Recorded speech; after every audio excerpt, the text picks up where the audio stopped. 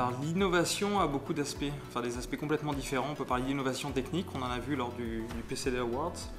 Des innovations qui peuvent amener plus d'ergonomie par exemple, ou de fonctionnalité pour le consommateur.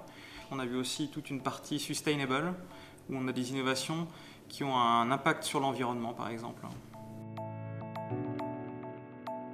Je pense et je suis convaincu que la partie sustainable ne sera plus un élément différenciant dans le futur, mais sera plutôt un must-have pour les produits qui sortiront dans les années à venir.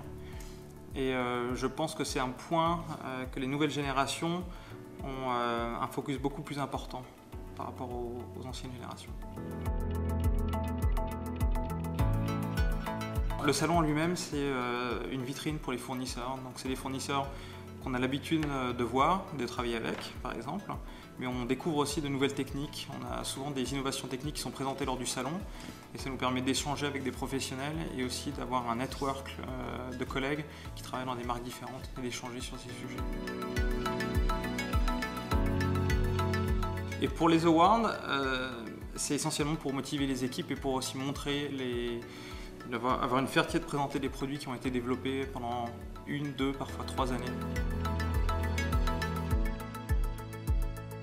On a sorti donc le Nivea Men Perfume qui est sorti online.